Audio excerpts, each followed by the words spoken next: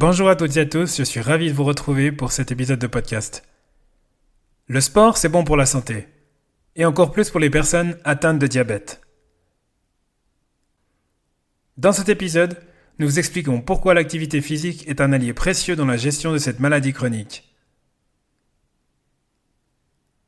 Avec Laure, nous aborderons les bienfaits du sport sur la glycémie, la sensibilité à l'insuline et le bien-être général. Répondez à toutes vos questions sur l'alimentation, l'entraînement et la gestion de l'insuline pendant l'effort. Prêt à lasser vos chaussures et à relever le défi ? Je vous souhaite une très belle écoute. Bienvenue dans Au-delà du mur, le podcast pour tous les passionnés de course, qu'il s'agisse de bitume, de nature ou de piste. Que vous soyez débutant ou coureur aguerri, nous explorons ensemble la préparation physique et mentale, la nutrition et la santé pour vous aider à atteindre vos objectifs.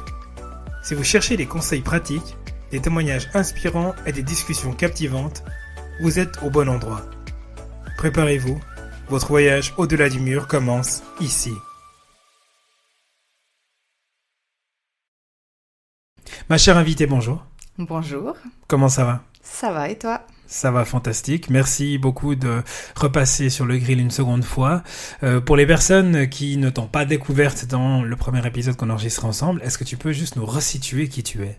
Oui, alors je suis Laure, infirmière clinicienne en diabétologie, diabétologie pédiatrique actuellement, accessoirement la femme d'Hugo. Et voilà.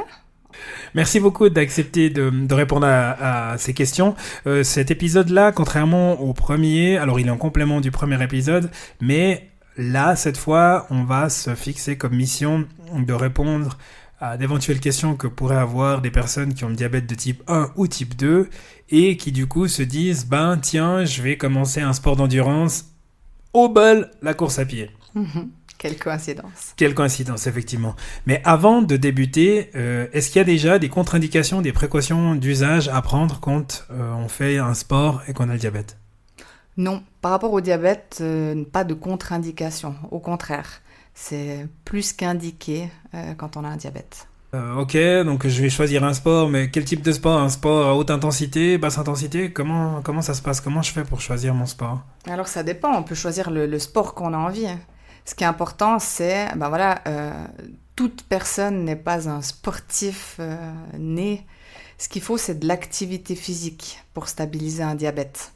Et puis, le sport, c'est une activité physique, mais toute activité physique n'est pas forcément un sport. Typiquement, des patients qui partent de zéro, on va valoriser qu'est-ce qu'ils font déjà. Tiens, tu prends les escaliers au lieu de l'ascenseur, c'est de l'activité physique. Tu descends un arrêt de bus avant et puis tu marches un bout, c'est de l'activité physique. Tu passes l'aspirateur, c'est de l'activité physique. Tu fais la poutre, tu vas te promener avec ton bébé et la poussette. Donc tout ça, c'est aussi considéré comme activité physique. Donc ça fait partie des 30 minutes par jour recommandées par l'OMS en matière d'activité physique d'intensité modérée. C'est typiquement ce genre de choses qui peuvent être dedans, où je vais juste marcher un peu. Donc ça fonctionne et c'est à valoriser, parce que certains ils se disent « Mon Dieu, je fais pas de sport ». Il y a quand même des choses des fois. Ok, donc je pars pas trop loin, donc j'ai déjà eu une certaine activité physique, je suis maniaque, donc je fais régulièrement le ménage. Je vais travailler à pied, donc je vais descendre plutôt de mon arrêt de bus. Et puis, je me dis que je veux aller plus loin. Je veux débuter la course à pied.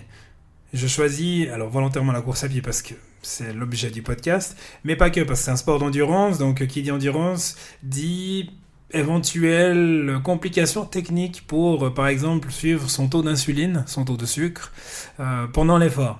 Donc comment est-ce que ça se passe ?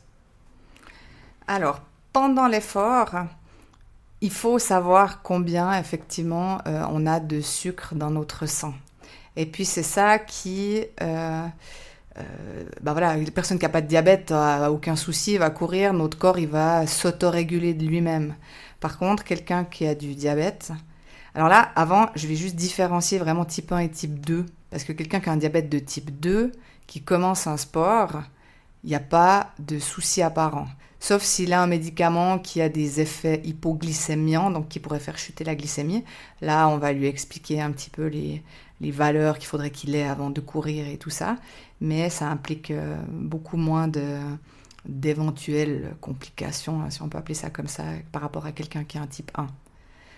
Donc, si on cible un type 1, donc là, pour rappel, quelqu'un qui a un diabète de type 1, c'est quelqu'un qui a son pancréas qui, suite à une maladie auto-immune, ne fonctionne plus du tout et qui va avoir besoin d'insuline de manière externe pour remplacer en fait le travail de son corps. Donc ça va être soit par injection, soit au moyen d'une pompe. Je développerai les différents moyens après. Mais ce qui implique, pour quelqu'un qui va partir courir, c'est de savoir combien de taux de sucre il a et puis d'éventuellement gérer l'insuline avant. Mais c'est avant, c'est pendant et c'est aussi après que ça se gère. Donc, entrons directement dans le vif du sujet. Donc, si je dois surveiller mon taux de sucre pendant que je cours, je fais comment ? Alors, pour mesurer le taux de sucre, la première chose qu'il y a, c'est de faire une glycémie capillaire, c'est de faire une petite pique au bout du doigt. Il y a une goutte de sang, on la met sur une bandelette réactive qui va dans un appareil, et puis ça nous donne le taux de sucre. Ça, c'est la chose que tout le monde a au départ pour contrôler son taux de sucre. On admet que si on va faire une activité longue, ça paraît compliqué de se dire il faudrait savoir à combien je suis, toutes les 30 minutes, je me refais un contrôle au bout du doigt. On a la chance maintenant d'avoir des nouvelles technologies et il y a des capteurs de glycémie en continu qui existent.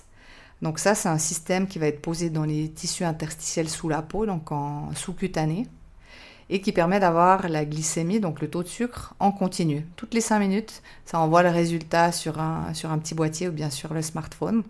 Et puis, on peut aussi mettre des alarmes pour j'aimerais que ça m'avertisse dès que j'arrive à tel seuil pour pas risquer d'être trop bas et de faire une hypoglycémie. Ou au contraire, si je viens à être trop haut et que j'aurais besoin d'insuline, je veux aussi que ça bip et puis que ça me dise. Comme ça, on peut faire confiance aux alertes qui sont données et puis courir sans devoir s'arrêter puis faire des contrôles supplémentaires. C'est hyper rassurant de se dire que dans ce cas-là, la technologie, elle est quand même extrêmement bénéfique parce que autant je pourrais m'imaginer, je visualise justement la piqûre au bout du doigt avant de partir courir, autant effectivement, comme tu le dis, après 30 minutes au niveau de la montée, je me vois bien la sauna m'arrêter et puis me faire ma première piqûre. Ces moyens de suivi en continu, c'est des choses qui sont disponibles pour toutes les personnes qui ont le diabète ou il faut... alors tu avais dit que c'était pour les gens qui avaient plutôt un diabète de type 1, mais... ou un diabète insulino-dépendant, parce qu'il y a des gens qui ont type 2 mais qui ont quand même besoin d'insuline et du coup les assurances sont d'accord de prendre en charge ces capteurs. Ok, mais c'est accessible à tout le monde, c'était ça ma question. Ok. Si justement le diabète atteint un certain niveau de... donc ça veut dire qu'il faut quand même être équipé. Si le taux de sucre est supérieur, donc j'imagine qu'il va falloir avoir de l'insuline pour se faire des injections. Oui. Et si le taux de sucre est trop bas, il va falloir avoir quelque chose avec soi pour justement le réguler aussi. Exactement. Donc si on va être trop bas, alors le but en fait, surtout pendant l'activité physique de haut niveau, ou si on a une course ou quelque chose, c'est de ne pas devoir s'arrêter. Donc ça va aussi être dans l'anticipation. Ça veut dire je sais que je vais avoir une course, donc on peut anticiper et faire que, au lieu d'avoir un seuil idéal, par exemple autour des 6 de glycémie, on cherche déjà à être un petit peu plus haut pour commencer l'activité physique. Comme ça, on a une marge de sécurité, appelons ça comme ça, qui permet de partir sereinement et d'éviter d'avoir un seuil trop bas, une hypoglycémie. Donc ça, c'est quand on tombe en dessous de 4, où là, la personne est vraiment en manque de sucre. Donc elle peut avoir comme symptôme de commencer à trembler un peu, vraiment transpirer, voir flou, devenir tout blanc. Et puis là, il faut s'arrêter, prendre des sucres rapides, rester tranquille pendant 15 à 20 minutes, recontrôler la glycémie. Si la valeur est bonne, on peut continuer. Donc ça, c'est des choses qu'on veut vraiment éviter. Donc ça va plutôt être dans la prévention. Si j'ai une glycémie qui est en dessous de 7 ou 8, ça dépend vraiment des gens, alors que ce serait une très bonne valeur. Mais comme je vais aller courir, je prends quand même, par exemple, une barre de céréales ou une demi-banane ou quelque chose qui correspond environ à 10 à 15 grammes de glucides. Comme ça, j'ai ma marge de sécurité. j'ai pris mes sucres lents. On entend souvent sucre lent, sucre rapide. Là, on cherche plutôt un sucre lent, un sucre plus complexe pour qu'il dure. Et puis, voilà, après on regarde, on court. Si après 45 minutes, on voit qu'on s'approche de nouveau d'un chiffre un peu plus bas, mais pas encore du hypo, parce qu'on ne veut pas s'arrêter. Donc là, hop, on peut de nouveau reprendre ces 15 à 20, ces 15 grammes de glucides pour stabiliser pendant l'effort. Donc ça, c'est incroyable d'avoir maintenant ces capteurs qui nous donnent le résultat. On se met une petite alerte et puis on peut prendre notre barre de céréales ou quelque chose de plus facile en fonction des préférences de la personne pendant l'effort.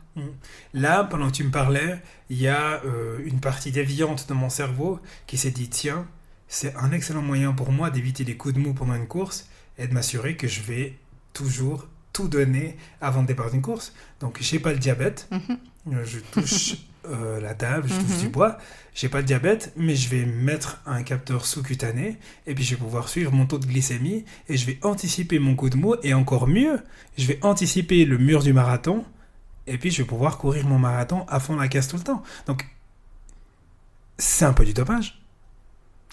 D'avoir ce résultat-là ? Ouais.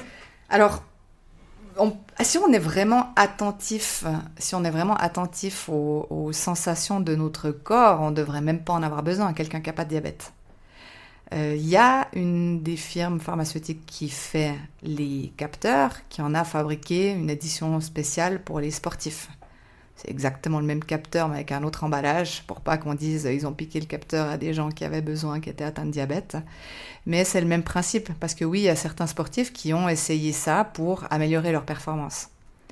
C'est... Pourquoi pas ? Après, je pense que si on est attentif vraiment aux sensations de notre corps, c'est quelque chose de pas utile quand on n'a pas de diabète. Mais c'est à tester, hein. C'est à payer aussi, parce qu'un capteur de ce genre qui reste en place pendant 14 jours, c'est... Alors, celui spécial pour les sportifs, je pense qu'il est aussi à peu près dans les mêmes prix. C'est entre 58 et 63 francs le capteur. Donc, c'est possible d'être commandé pour tester. Avec ce podcast, je me fais l'ambassadeur du mouvement, de la course à pied, etc. Mais si je dois ajouter une corde supplémentaire, donc un argument supplémentaire aux personnes qui m'écoutent, en quoi le fait de pratiquer un sport d'endurance, la course à pied, à nouveau au hasard, serait bénéfique contre le diabète ? Alors, pas contre forcément, alors contre ou bien avec le diabète. En fait, de faire une activité physique régulière, c'est ça qui est important. Donc, il y a les 30 minutes par jour, mais aussi quand même d'avoir 3 fois par semaine quelque chose avec une intensité plus intensive. Ça va améliorer la perméabilité des canaux à sucre qu'on a dans nos muscles. Donc, ça augmente notre sensibilité à l'insuline. Et ça fait de ce fait diminuer aussi notre besoin du corps en insuline. Donc ça se gère et ça potentialise et ça atténue en fait, ça diminue la glycémie de manière générale. Donc que ce soit en prévention ou pour quelqu'un qui a déjà du diabète, c'est vraiment recommandé.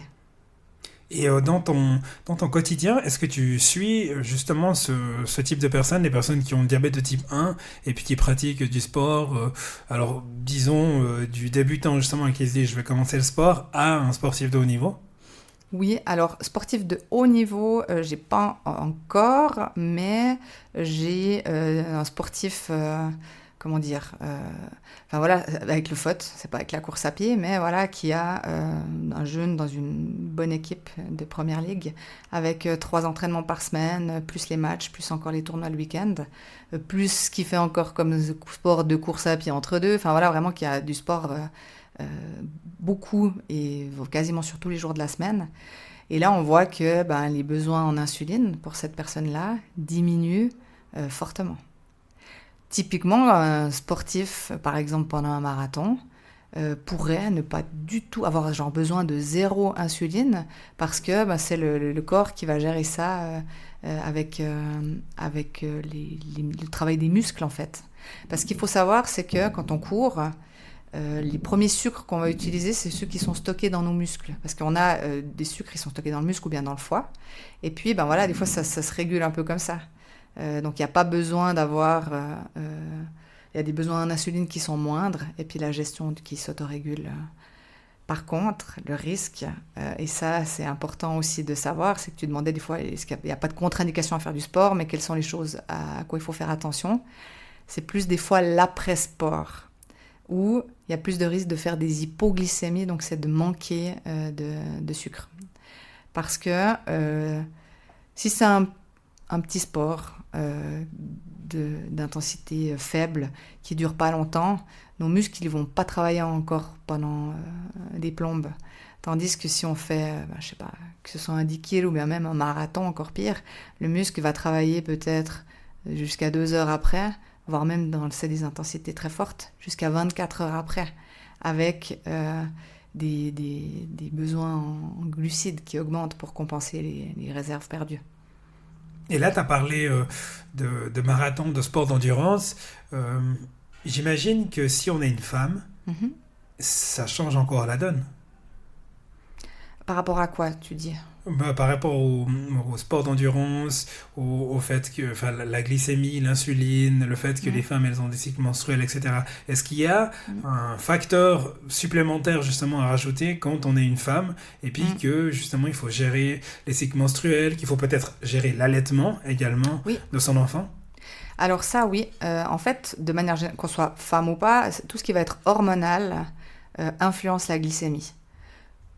Tout à coup, on est stressé, ou on a peur, ou on est nerveux, ou un truc, ça va déclencher certaines hormones comme l'adrénaline, le cortisol. Et ces hormones-là, elles ont une teneur en sucre. Donc, elles peuvent faire monter la glycémie à des moments lambda de la journée, alors qu'on n'avait rien fait de particulier, mais juste suite à une émotion. Ou typiquement, des fois, je comprends pas, je suis en train d'analyser les courbes des enfants que je suis, et puis je vois en milieu d'après-midi que la glycémie, tout à coup, elle est montée. Je lui dis, mais t'as mangé sans te faire une injection ? Il me dit, non, je te jure que non. Puis jusqu'à ce que le papa, il dise, ah, mais il a joué à des jeux vidéo tout l'après-midi, et puis il était en train de s'énerver sur sa manette, là. Et ben ça, bam, ça lui a fait monter la glycémie, puis ça se voit. Donc, il faut... Alors, pour l'effort... certaines courses, ça va des fois plutôt être, d'abord, on monte, parce qu'il y a le stress, il y a l'adrénaline, puis après, il y a la fatigue qui s'installe, et puis là, la glycémie, ou à la fin de l'effort, la glycémie peut chuter. Donc ça va vraiment dépendre de la durée, et puis du type de sport. Typiquement, quand c'est des sports d'équipe où je sprinte pour choper le ballon, je suis nouveau un peu plus calme, c'est plus des coups d'adrénaline. Donc là, il y a tendance à avoir la hausse. Et puis c'est en après, ou voire même sur la nuit, des fois que le patient risque des hypoglycémies. Au niveau de la prise en charge, donc tu t'occupes plutôt de diabète pédiatrique. Tu me dis tu reçois alors un jeune qui fait du foot, donc j'imagine qu'il est encore, il n'a pas encore 18 ans, il n'a pas encore la majorité. Mais le suivi d'un adulte, ça serait pareil également. Comment ça se passe ? Il vient te voir chaque semaine, toutes les 2 semaines. Tu as accès à ces données. Comment vous fonctionnez justement ? Pour les adultes, ils sont des fois vus un peu moins que les enfants. Après, c'est aussi à la demande. Il y a une équipe pour la diabétologie adulte qui est au top, et puis qui peut, si on a des demandes particulières, ou si c'est quelqu'un justement qui a un objectif sportif spécifique, il va être accompagné. Donc il va avoir besoin d'aide de plusieurs personnes s'il veut vraiment progresser en toute sécurité et puis être au top de sa forme et de ses capacités. Il y aura l'infirmière clinicienne qui va pouvoir regarder ses courbes de glycémie, gérer, l'aider à adapter le traitement avec le médecin, bien entendu aussi. Il y aura la diététicienne qui va pouvoir le conseiller pour améliorer son alimentation, ses collations, les glucides qu'il prend pendant, après, avant l'effort. Et puis, éventuellement aussi, pourquoi pas, le physiothérapeute pour l'accompagner dans le test de certains efforts. Ou certaines fois, c'est avec l'entraîneur. Tout est possible. Toutes les personnes, tous les experts que tu as cités dans ce cercle d'experts que tu as autour de toi quand tu te fixes un objectif pour quelqu'un qui est diabétique, hormis la clinicienne, pour moi, c'est exactement la même chose. Donc, ce qui m'amène à la question finalement de la prise en charge. Moi, je paye tout de ma poche. Est-ce que quelqu'un qui a le diabète peut bénéficier d'une prise en charge de ces coûts-là, peut-être par son assurance maladie ou une assurance complémentaire, ou c'est effectivement également à sa charge? Non, je ne veux pas dire de bêtises, mais je suis quasiment sûre que ce sera pris par la malle parce qu'il en va finalement de sa sécurité, de sa santé. Donc, il va venir en consultation. C'est des gens qui verraient en consultation de toute manière. Parce que les patients qui ont du diabète, on voit toute cette équipe-là, qu'on fasse du sport ou pas. C'est juste qu'il y aurait peut-être un peu plus de consultes à certains moments, mais ce serait pris en charge. Bon, après, ça reste une maigre consolation par rapport à tout ce qu'ils doivent endurer au quotidien quand même. Oui, parce qu'on dit toujours quelqu'un qui a du diabète, donc type 1, hein, si on reste sur cette implication-là, peut tout faire comme tout le monde, mais il y a l'implication finalement de la charge mentale qui n'est pas à négliger. Parce que oui, il peut tout faire comme tout le monde, mais le plus gros, je trouve, c'est de devoir calculer en fait tous les glucides, donc tous les sucres. Nous, on a un petit creux, on mange un truc, il n'y a pas de souci. On est en train de cuisiner, on mange 3 petits bouts de n'importe quoi entre deux, ben, ça aura 0 impact. Mais en fait, ça, c'est le genre de choses qui ne peut pas être fait sans conséquence. Donc, il faut tout calculer avant, puis savoir d'où viennent les sucres. Et ça c'est assez important, je trouve, aussi à dire, peut-être ici. C'est que ben, les sucres, oui, il y a dans tout ce qu'on imagine sucre ajouté. Donc, on dit sucre, glucose, glucides, hydrates de carbone, c'est la même chose, plus ou moins. Donc, il y a dans les sucres ajoutés, donc les sodas, le chocolat, les biscuits, ce qu'on pense un peu en premier. Mais il y a dans tout ce qui est féculent, donc le pain, les pâtes, le riz, le maïs, les petits pois, ça fait aussi partie de ceux-là, les légumineuses. Il y a dans tout ce qui est fruits, le fructose, c'est aussi une sorte de glucide. Donc ça aussi, ça aura un impact sur la glycémie. On dit les fruits, c'est bon pour la santé. Oui, c'est très bon pour la santé. 5 fruits et légumes par jour, mais ça devrait être 2 fruits et 3 légumes. C'est pas 5 de chaque. Dans l'idéal pour stabiliser ça juste. Et puis après, la quatrième encore catégorie, c'est tout ce qui est le lactose, donc les produits laitiers. Donc ça aussi, c'est une catégorie de sucre. Donc c'est important. Et on a besoin de ces choses. Ça ne veut pas dire qu'il faut bannir ces choses de notre alimentation. Au contraire, on en a besoin. À part les sucres ajoutés, ça c'est pour le plaisir de temps en temps, on n'a pas besoin.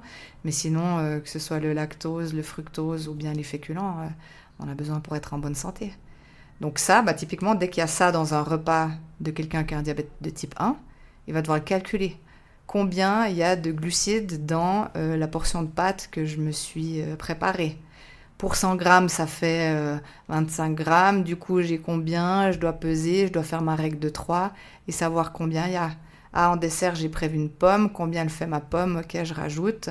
Et puis, finalement, en fait, je suis avec les copains, puis je bois aussi une bière. Donc, combien il y a de glucides dans ma bière? Je dois faire mon petit calcul là. Et puis, injecter l'insuline en fonction de ce qu'il va manger.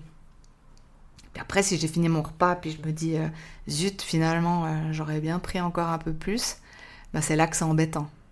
Donc, c'est ces choses-là, je trouve qu'ils sont importants à mettre en avant pour les personnes qui ont un diabète de type 1, parce que ils font ça furtivement un peu de leur côté, mais il faut quand même, je trouve, leur tirer notre chapeau, parce que c'est une implication qui leur permet ensuite de faire tout comme tout le monde, mais c'est une charge mentale qui est quand même grosse. Ben, je voulais justement venir sur ce point-là, cet impact psychologique. Alors, on aurait aussi pu en parler dans le cadre de l'épisode où on parlait de l'introduction au diabète, etc. C'est cette charge mentale qui se retrouve sur les épaules des parents quand les enfants sont petits. Le fait de devoir justement, entre guillemets, en permanence surveiller leur enfant, parce que comme si ça suffisait pas de devoir déjà s'inquiéter de son enfant à la base, donc s'inquiéter d'un enfant qui a le diabète, arrive la phase où justement on est un peu rebelle, on est adolescent, donc j'imagine que ça ne doit pas être évident de vivre avec son diabète, on a envie de faire n'importe quoi. Exactement. Arrive la phase adulte, etc. Donc c'est quand même une charge mentale qui est juste incommensurable. Il faut vraiment essayer de s'en faire un pote. Mais je dis souvent à mes petits bonhommes, là, j'ai dit diabète, oui, ben voilà, t'as pas de chance, il est là. Et c'est de la faute à personne. C'est pas de ta faute à toi, t'as rien fait de faux. Mais maintenant, il est là, et puis malheureusement, il va pas partir. Donc imagine que c'est un peu, je sais pas, comme un petit frère ou un pote, de temps en temps, ok, voilà, ça va, c'est cool, il est là, tout se passe bien. De temps en temps, ça t'embête qu'il te colle au basket, mais il sera toujours là. Donc, plus tu vas finalement l'apprivoiser et puis l'accepter, mieux ça va être. Mais il y a toujours, surtout la période de l'adolescence, où c'est souvent la catastrophe. Et parce qu'ils voilà, ils en ont marre, ça me saoule, pourquoi j'ai ça, ou j'ai rien envie de faire. Puis du moment qu'on fait rien ou qu'on s'injecte pas d'insuline, ben ça peut vite partir en cacahuète et puis se retrouver aux urgences. Et l'accompagnement psychologique est très important là-dedans aussi. Tu parlais de s'apprivoiser. Est-ce que il y a des cas de personnes qui arrivent à entre guillemets contrôler leur diabète de type 1 ou justement à avoir une osmose, enfin pas une osmose parce que ça reste quand même quelque chose de pas forcément positif à la base, mais qui arrive entre guillemets à, comme un animal de compagnie ou comme justement le gentil frère. Alors on sait que les frères et sœurs en général c'est assez comme chien et chat, mais est-ce qu'il y a des personnes qui arrivent justement à vivre en harmonie, en communion avec leur diabète une fois justement que elles se sont apprivoisées? Ouais. Et puis, ça donne des valeurs qui sont très, très bonnes. Là, si je dis, nous, avec les enfants, on a plus de consultes qu'avec les adultes, c'est que on se dit, on va vraiment tout axer sur ce moment-là pour pas qu'ils prennent des risques pour sa santé future. Avec la doctoresse avec qui je travaille, on a des valeurs idéales qui sont, en guillemets, assez strictes.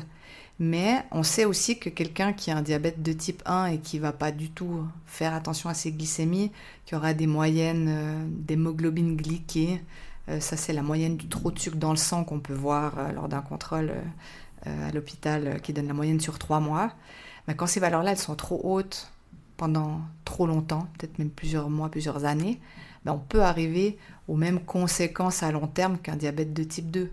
Alors que quelqu'un qui a un diabète de type 1 et qui fait en sorte d'avoir de bonnes valeurs, il peut vivre comme toi et moi sans souci et sans conséquences dues à son diabète. Donc voilà, on a parlé de la personne qui est diabétique, donc qui potentiellement justement va pouvoir bénéficier d'un suivi psychologique pour accepter de devoir vivre avec la maladie. Et au niveau des parents, vous leur dites quoi ? Que c'est pas de leur faute, je leur dis encore, mais ça c'est vraiment important et je pense que quand ils viennent pour une première fois pour une hospitalisation, je dois leur répéter ça tous les jours. J'ai vraiment envie que s'il y a un message qu'ils doivent retenir, alors c'est ça déjà, pour déculpabiliser, qu'ils s'autorisent aussi de craquer parce que des fois les parents ils veulent être forts pour leur enfant et ce qui est normal, hein. Moi je me mets à leur place, je suis assez du genre une fois que c'est fini, que je suis toute seule dans mon coin, là, je peux craquer, mais devant les enfants, on est fort et puis on gère tout. Mais se dire, vous avez le droit, prenez aussi ce temps pour digérer, parce que oui, on n'est pas en train d'annoncer qu'on va mourir, parce qu'au contraire, on peut vivre très bien et très longtemps avec un diabète de type 1, mais c'est quand même une maladie qui va rester pour toute la vie et qui va impacter le quotidien. Donc de s'autoriser ça. Et je leur propose de prendre contact avec l'association du groupe roman des parents d'enfants diabétiques pour, s'ils ont envie, échanger avec d'autres parents, que ce soit juste par téléphone, par mail ou de se rencontrer. Il y a des associations qui sont mises en place sur la Romandie aussi en Suisse allemande. Ça, c'est important. Parce qu'il y a des choses que moi, en tant que professionnel, moi, je connais la théorie, je connais plein de choses, mais ce ressenti-là, je ne l'ai pas. C'était très important de parler de cet aspect psychologique, y compris dans un épisode où justement on se dit on va parler de diabète et sport endurance, parce que fondamentalement, quelqu'un qui fait du sport à relativement haute dose ou qui débute ou pas, c'est juste une charge supplémentaire, c'est une couche supplémentaire qui vient s'ajouter, alors qui va dans le bon sens, qui va nous aider à contrôler, à réguler le diabète, mais ça reste quand même une couche supplémentaire. Donc si je dois synthétiser pour quelqu'un justement qui fait du sport et puis qui a du diabète, donc qui se lance dans la course à pied ou qui en fait déjà, c'est quoi les différents éléments incontournables pour lui auxquels il faut qu'il fasse attention dans sa pratique sportive en lien avec son diabète? L'anticipation, c'est-à-dire si on sait qu'on va avoir le sport à telle heure, que ce soit la gym à l'école ou que ce soit de partir s'entraîner après le boulot ou d'avoir une course, c'est d'anticiper parce que le repas d'avant, soit on va diminuer les doses d'insuline qu'on s'injecte, soit les gens qui sont porteurs de pompes, il y a des modes de sport pour aider à stabiliser de manière différente. Donc ça c'est important. D'avoir un contrôle régulier sur la glycémie, d'avoir en suffisance quand on part en vadrouille des sucres lents et des sucres rapides, de donner son itinéraire à quelqu'un. Ça c'est important aussi. Et puis pourquoi pas d'avoir dans ses affaires la petite carte je suis diabétique, puis le téléphone de contact. Quand on a une course, généralement derrière le dossard, on peut écrire s'il y a quelque chose. Mais quand on part s'entraîner tout seul, voilà. C'est vraiment les conseils principaux pour avant et pendant l'effort.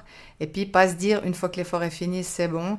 Là, il faut vraiment encore le contrôle, parce que c'est souvent, si c'est un effort de longue intensité, c'est souvent là que la glycémie a plus de risque de chuter. La nuit aussi. Donc, bien mettre les alarmes. Ouais.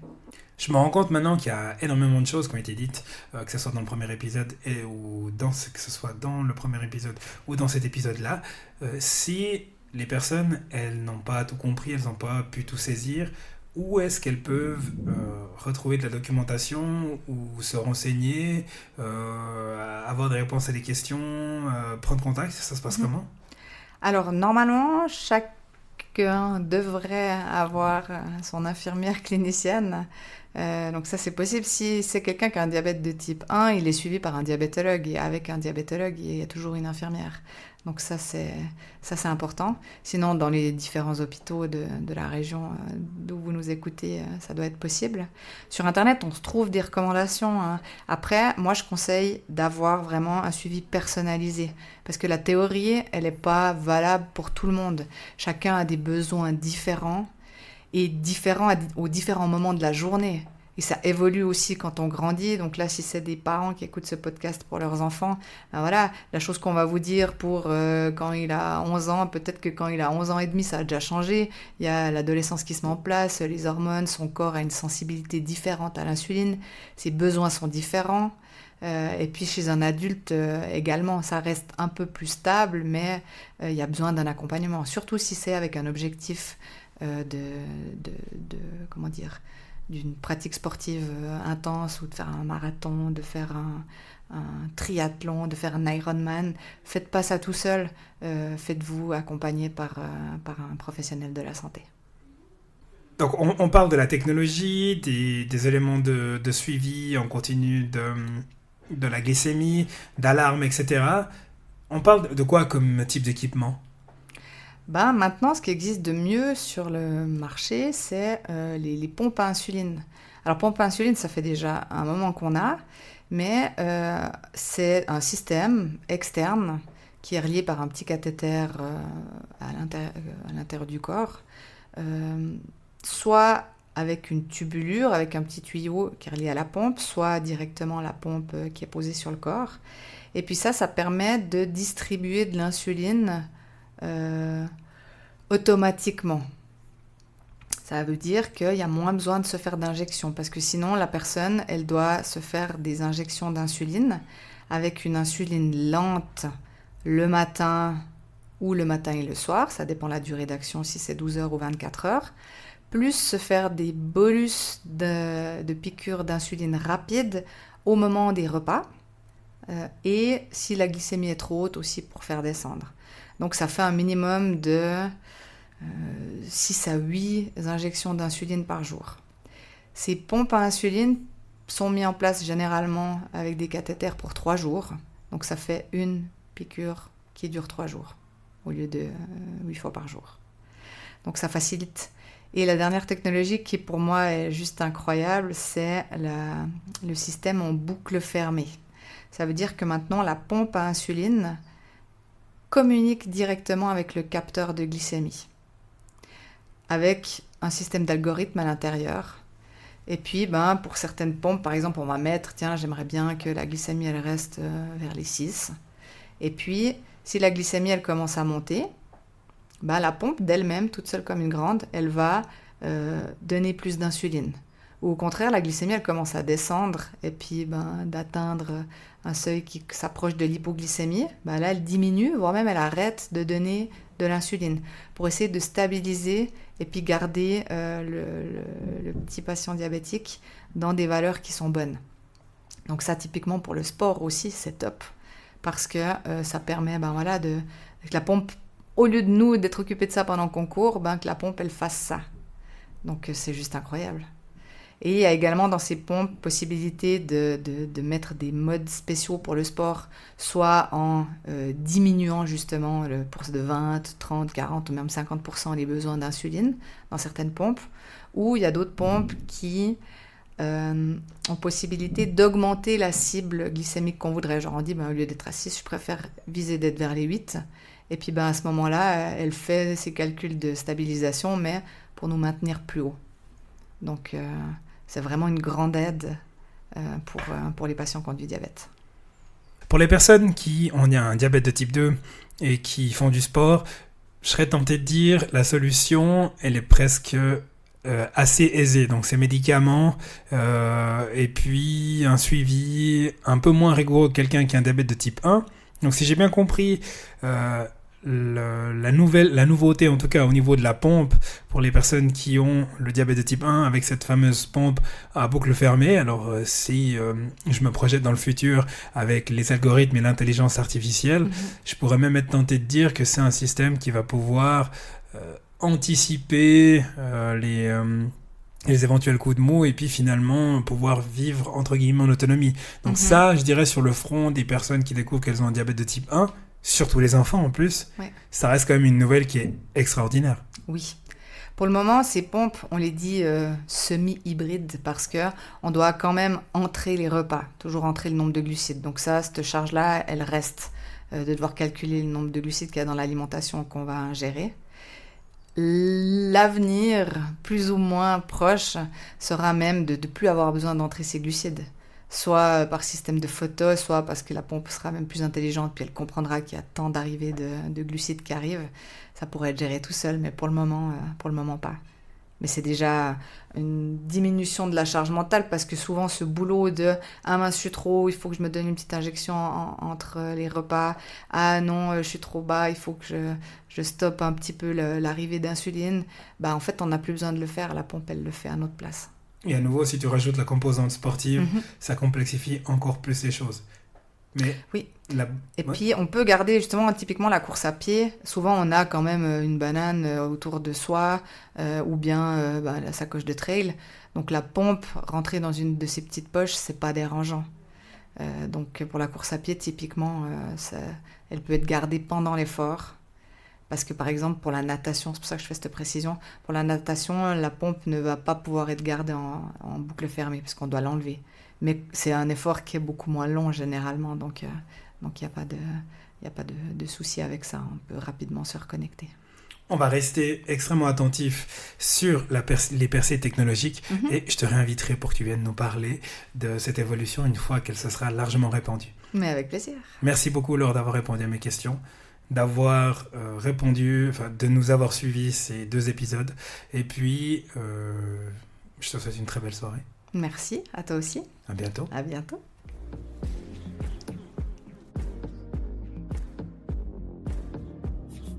Merci d'avoir écouté cet épisode d'Au-delà du mur. Si le sujet vous a inspiré ou intrigué, n'oubliez pas de vous abonner pour ne rien manquer des prochains épisodes. Rejoignez notre communauté sur les réseaux sociaux et partagez vos réflexions avec nous. Je serai ravi d'entendre ce que vous avez pensé de cet épisode. Et si vous avez aimé, pensez à laisser un avis 5 étoiles sur votre plateforme d'écoute préférée. Ça m'aide énormément à faire grandir la communauté d'Au-delà du mur. À très bientôt pour une nouvelle exploration de l'autre côté du mur. Jusque-là, continuez à questionner, à explorer et à repousser vos limites.